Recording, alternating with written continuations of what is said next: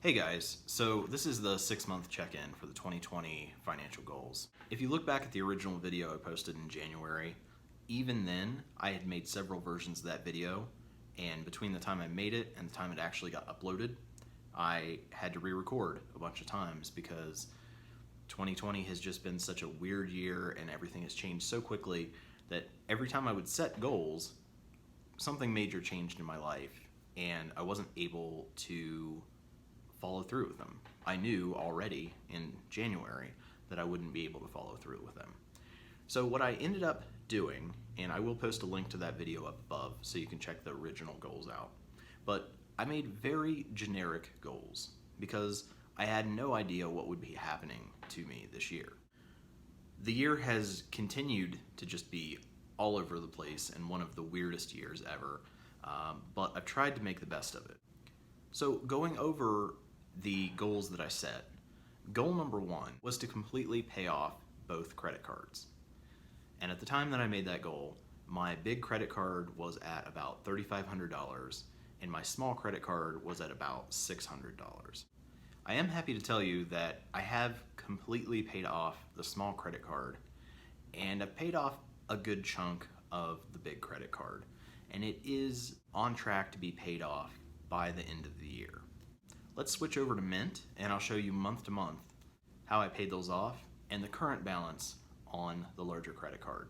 What we're looking at right here is the small credit card, and as you can see I took it out in February 2018 and I've been struggling to pay that off since then.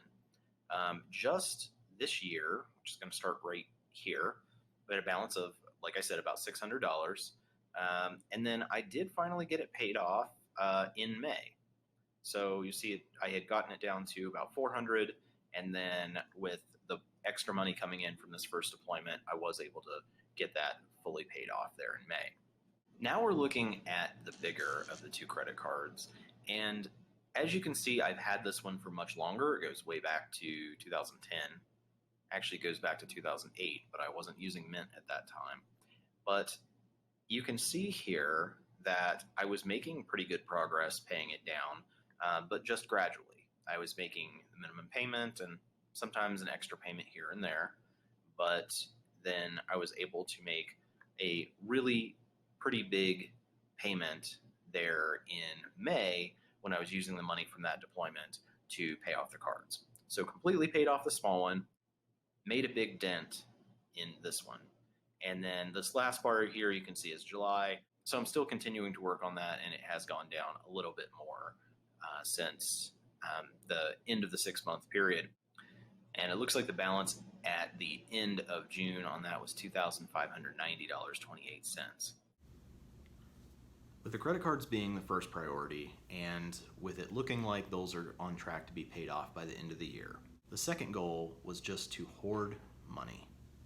And that meant my emergency fund and any other things that I was saving for was just to save as much as I possibly could. I've been really fortunate that this new job has allowed me not only to put more money away per month using my $1 per hour worked method, because I'm working 84 hours in a week rather than 40, but I've designated several of the individual deployments that I'm doing for which the extra money that comes from them will go directly to savings as well. So far, all of my savings have been directly to the emergency fund, and the goal there originally was $10,000. That has been the goal really, I think, for probably 10 plus years now, and that's the way that it's set up in Mint. But that was originally because I was living in West Virginia and I wanted to buy a rental property, and $10,000 is a pretty good sized down payment for a house in West Virginia. Over time though, I put that on the back burner, and it's been more about just having that money being there in case I need it to be truly an emergency fund. And with that being the case, although it was never an official goal, in my mind, I've decided to go ahead and increase the goal for the emergency fund to somewhere just north of $28,000. And I get that from my previous job being $17 an hour, 40 hours a week, 52 weeks a year. If you multiply that by 0.8, taking 20% out for tax, which is approximately what was being taken out before, that leaves you with about $28,000. So essentially, the plan is to have an entire year of income saved in the emergency fund.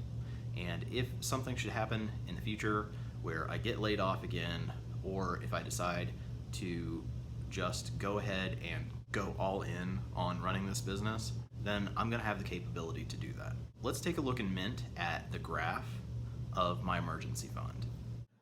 Now we're looking here at the emergency fund from the very beginning of time when I started saving back in 2010 up until now. And obviously, I now have more in my emergency fund than I've ever had. And you can see that at the end of June, I had $3,862.26 in that account. And this huge spike here in savings for these last 3 months has been from this new job and just having that extra money to put away toward savings. One of the issues that I'm dealing with, where there's not really a right answer, is whether I should be saving or whether I should be paying off debt. This job is not going to last long enough for me to do both, to both meet my savings goals and pay off all my debt. So what I'm doing is trying to balance that the best I can to do some of both. I got the credit card payments eliminated so that those are 2 payments per month that I don't have to make and I'm not stretched so thin. And same with the car loan. When it is eventually paid off, then that's a big payment every month that I don't have to make.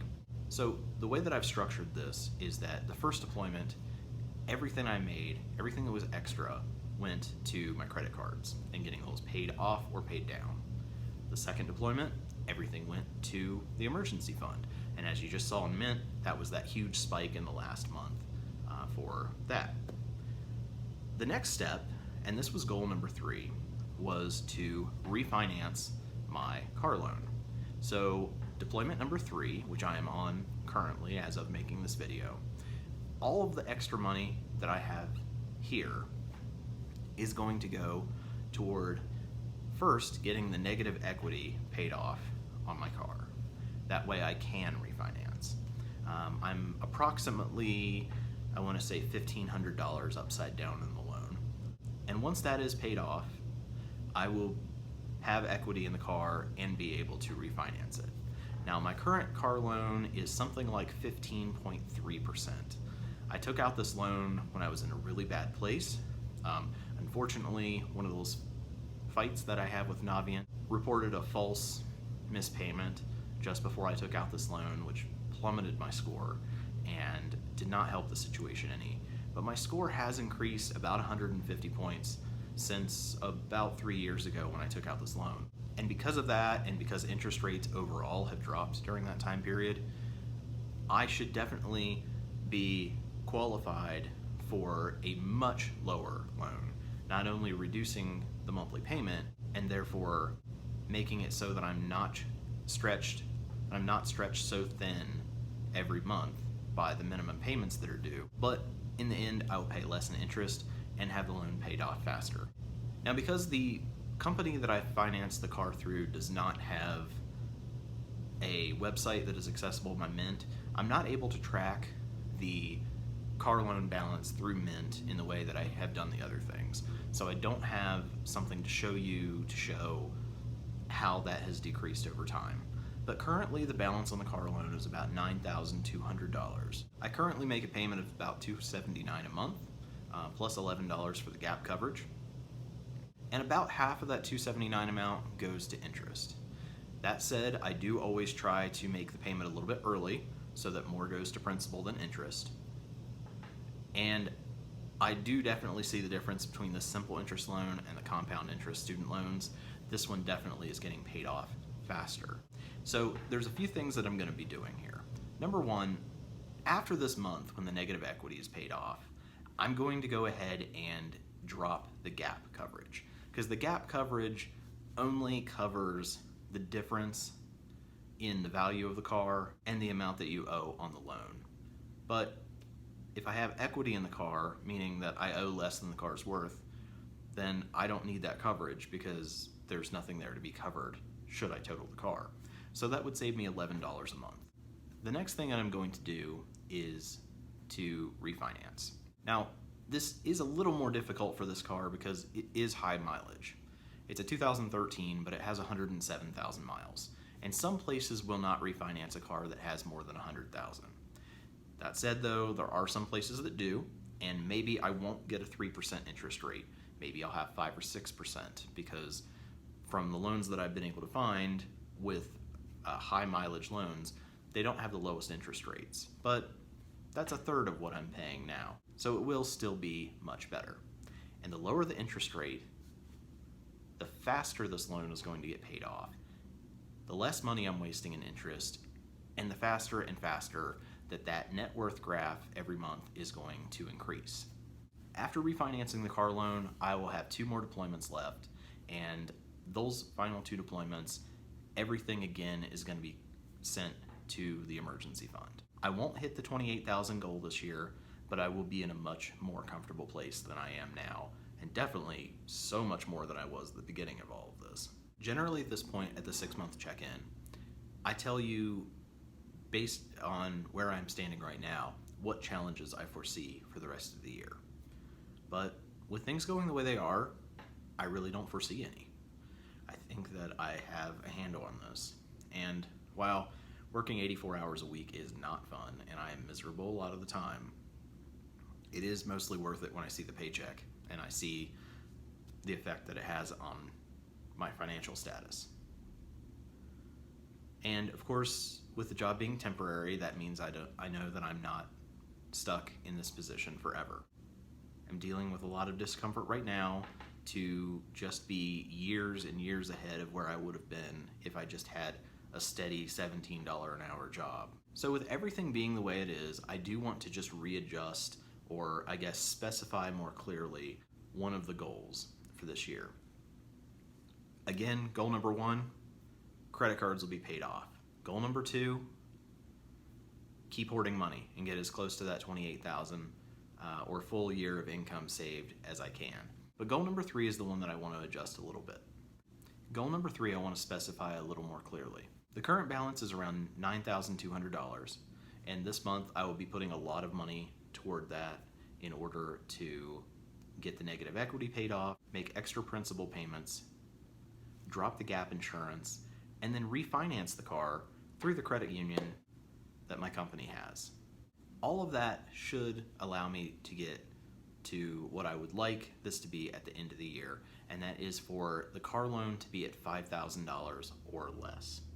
So walking out of this job at the end of September when it ends, I should have credit cards paid up, a fairly well-funded emergency fund, a car that is getting close to that $5,000 amount, and definitely will be by the end of the year, and most importantly, a lowered car payment and no credit card payments, meaning that I am not stretched so far financially every month. And if need be, I can take a lower paying job, which hopefully will be easier to get. So that's all I have for this. At the end of the year, I will check in with you guys again and show you exactly where I ended up, show you all the numbers, and then we'll set goals for 2021.